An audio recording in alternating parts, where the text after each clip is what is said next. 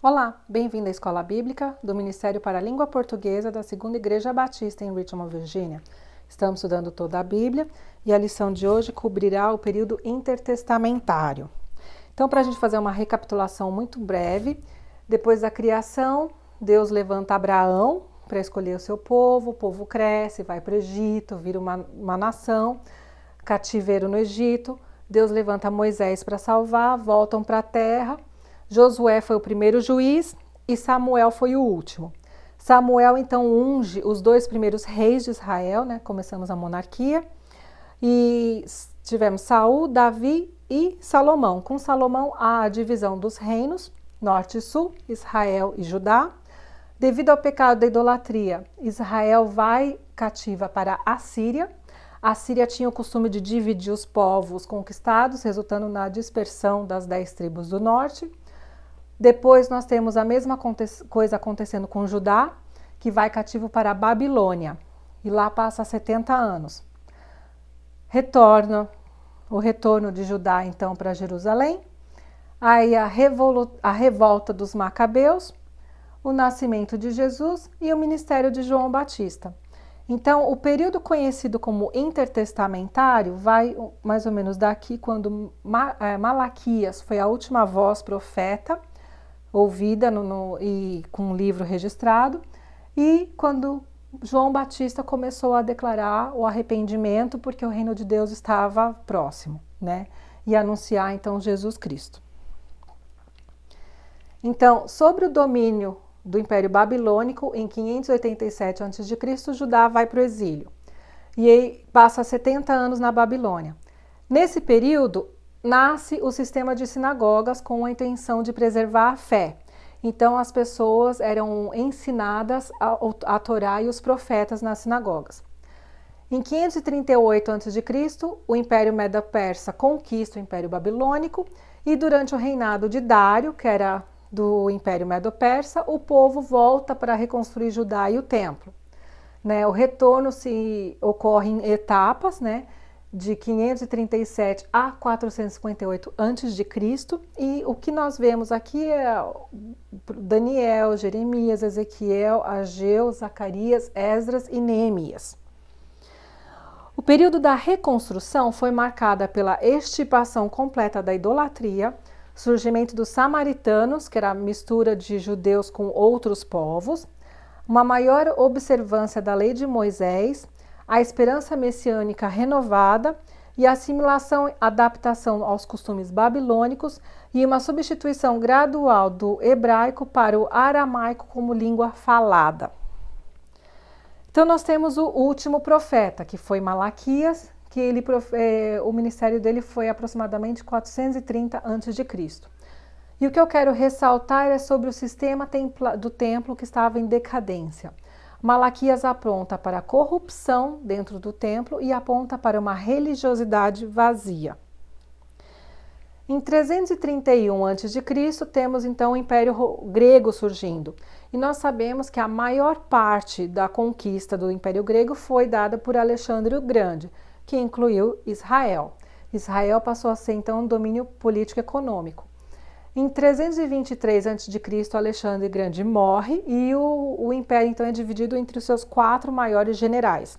Ptolomeu I assume a área onde Israel estava e em 285 a.C., Ptolomeu II assume o governo de Israel. E esse governador, ele pede a biblioteca da Alexandria, do Egito, né? Ele encomenda a biblioteca que continha todos os livros de todos os povos que eram governados pelos gregos. E ele pede então a Septuaginta, que foi a tradução da Bíblia hebraica. E por que Septuaginta? Porque foram usados 72 sábios judeus para fazer a tradução, que demorou 39 anos. Essa tradução ela foi utilizada até o primeiro século depois de Cristo, tanto pela igreja, né, que seriam a comunidade messiânica, como pelos judeus. E qual que é a importância atual? A importância na revisão de traduções, né? Nesse período também houve uma grande dispersão dos judeus, né, devido ao comércio, o desaparecimento da linhagem política dos descendentes de Davi e a substituição da voz profética pela voz rabínica. Andando no tempo, então, em 167 a.C., nós começamos a Revolução dos Macabeus. Por quê? Porque Antíoco IV profana o templo, né? Ele sacrifica um porco lá, dando início à Revolução. E a Revolução, entre o período sobre o domínio de Mateus, né, o período de independência judaica foi de 143 a 63 a.C. Então, Mateus, o marreteiro, ele organizou um exército de sacerdotes e eles conseguiram expulsar os gregos lá de Jerusalém. E aí começa então a independência judaica. Com o resultado, eles limpam e purificam o templo e eles celebram a festa das luzes, que ficou chamada de Hanukkah, e essa festa é celebrada até hoje.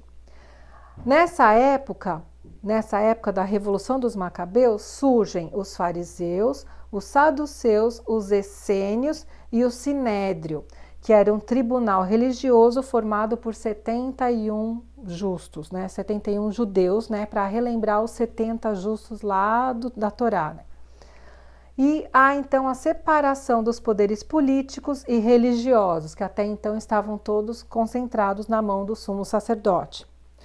A produção literária dessa época, temos o primeiro e o segundo livro de Macabeus, que é considerado um livro histórico para os judeus, eles não reconhecem como livro canônico, mas está presente na Bíblia católica. E o Talmud. O Talmud é a tradição oral escrita, que ela começou a ser compilada nessa época e ela acabou 2 séculos depois de Jesus. Ela é quase considerada canônica e ela é estudada por crianças a partir de 12 anos. Então, os judeus até 11 anos estudam a Torá, né, os escritos de Moisés e os profetas, e a partir de 12 eles começam a estudar o Talmud. Os principais rabinos que você vai achar no Talmud: Akiva, Shimon Bar Yochai, que foi o autor do Zohar, que originou o Kabbalah, Eliezer, Shimon ben Gamaliel e Yehudá Hanatzi.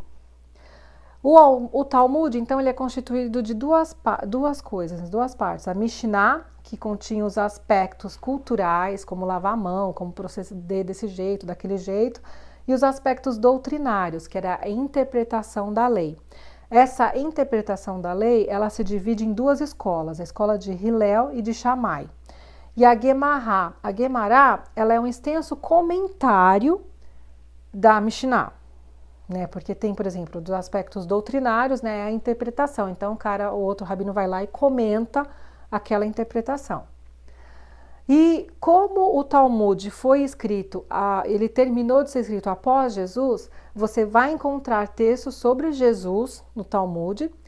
E lembrando na história que Constantino fez do cristianismo a religião oficial, e ele declarou que os judeus teriam sido os culpados pela morte de Jesus, então eles começaram a falar que a partir daquele momento a igreja então passaria a ser o Israel verdadeiro. Então, por causa disso, você vai achar textos no Talmud de discussões entre judeus e gentios no 1º século sobre o Verus Israel, ou seja, qual que é o Israel verdadeiro. Então, em 135 a.C. surge o Império Romano, que durou até 135 depois de Cristo, né? E Jesus ele nasce então sob o domínio do Império Romano. Os Macabeus eles originaram os Hasmoneus. E os Hasmoneus começaram a corrupção no templo. Por quê? Porque eles nomeavam sacerdotes fora da linhagem arônica. E a maioria dos nomeios eram monetários, né? Por causa disso, houve a consolidação do judaísmo com aqueles outros grupos que eu já falei, os fariseus, saduceus, essênios, né? E esses grupos se fortaleceram, né, fora do sistema templário.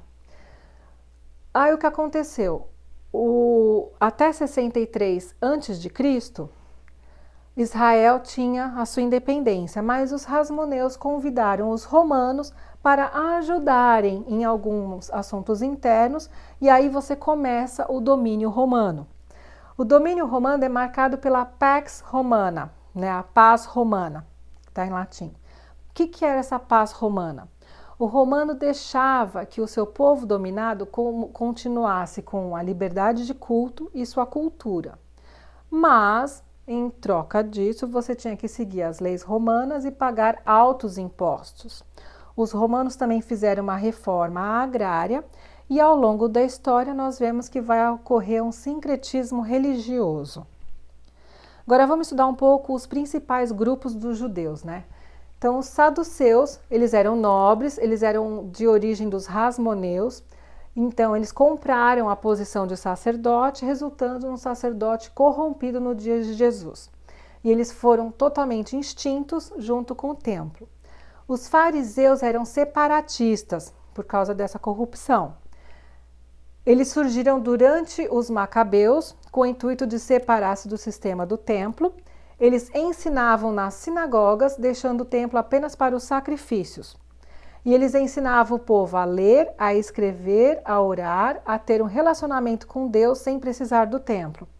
E o sistema rabínico ele teve origem então com os fariseus.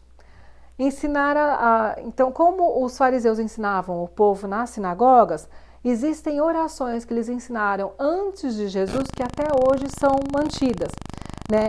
E o cabeçalho da oração, ela é igual, né? Então, em português seria: Bendito és tu, Senhor nosso Deus e Rei do Universo. Para dar um exemplo, quando aparece nos evangelhos que Jesus pegou o pão, deu graças e partiu, a gente não sabe qual que é a oração, mas todo judeu sabe de cor. O judeu vai falar: a oração do pão é: Bendito és tu, Senhor, nosso Deus, Rei do Universo, que tira o pão da terra. Outros grupos, os essênios, que saíram dos fariseus por serem mais radicais, eles fundaram uma cidade nas proximidades do Mar Morto e eles foram destruídos por completo por Roma na Revolução de Massada. Os zelotes, que eram revolucionários armados, né, eles queriam implementar o reino de Deus pela espada, a força. E os zadoquitas. Os zadoquitas era a ala de direita dos saduceus. O objetivo deles era só fazer uma reforma no sacerdócio.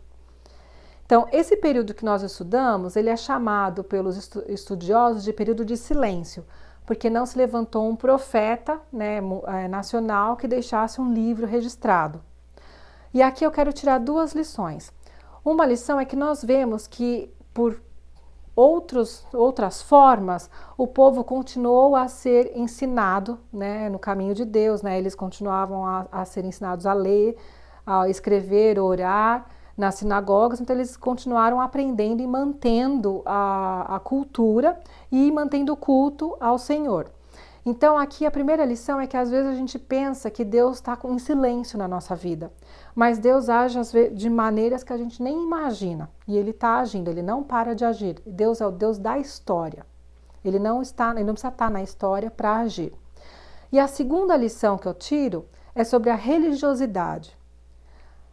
Malaquias, que foi o último profeta, ele falava contra o quê? Religiosidade vazia, rituais sem coração. E quando Jesus veio, o que ele apontou? Religiosidade orgulhosa. Ele falava para os fariseus: vocês estão se achando e não deveria. E o que Jesus deixou para a gente? Que agora é tempo e que o Pai procura o quê? Adoradores que o adorem em espírito e em verdade. Então o que importa é o coração. Amém?